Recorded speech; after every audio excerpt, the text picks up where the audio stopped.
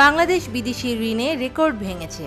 গত December $100 billion ছুঁয়েছিল বিদেশি ঋণ। মাঝে কিছুটা কমলেও ফের তা বেড়েছে।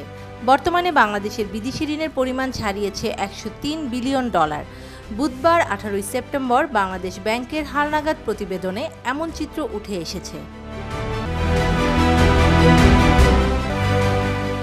কেন্দ্রীয় ব্যাংকের তথ্য বলছে, আওয়ামী লীগ সরকারের পতনের আগে রেকর্ড বিদেশি ঋণে পড়েছে দেশ।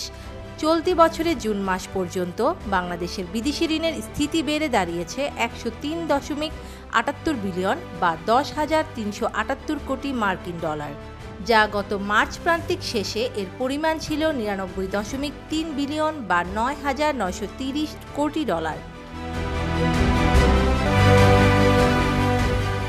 সেই হিসেবে 3 মাসের ব্যবধানে বেড়েছে $4.48 বিলিয়ন। তবে গত বছরের ডিসেম্বর প্রান্তিক শেষে বিদেশি ঋণের পরিমাণ ছিল $100.64 বিলিয়ন। তার আগে গত বছরের জুন প্রান্তিক শেষে এর পরিমাণ ছিল $98.1 বিলিয়ন।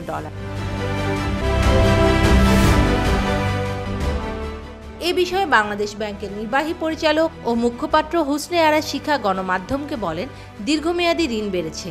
আমরা মূলত স্বল্পমেয়াদী বেসরকারি ঋণগুলো তদারকি করি। বেসরকারি ঋণগুলোর ব্যাংকগুলোই পরিশোধ করে। সাধারণত মাসে $1 বিলিয়ন পরিশোধ করা হয়। এখানে কেন্দ্রীয় ব্যাংকের তেমন দুশ্চিন্তা থাকে না। তথ্য বিশ্লেষণে দেখা যায়, জুনে সরকারি ও বেসরকারি উভয় খাতেরই বিদেশি ঋণের পরিমাণ বেড়েছে।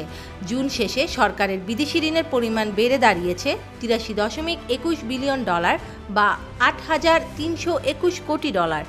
গত মার্চ প্রান্তিক শেষে এর পরিমাণ ছিল $79 বিলিয়ন বা 7,900 কোটি ডলার।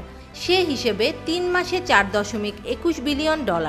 গত ডিসেম্বর শেষে এর পরিমাণ ছিল $79.69 বা 7,969 কোটি ডলার। গত বছরের জুন প্রান্তিক শেষে এর পরিমাণ ছিল $75.85 billion. Desk news, media express.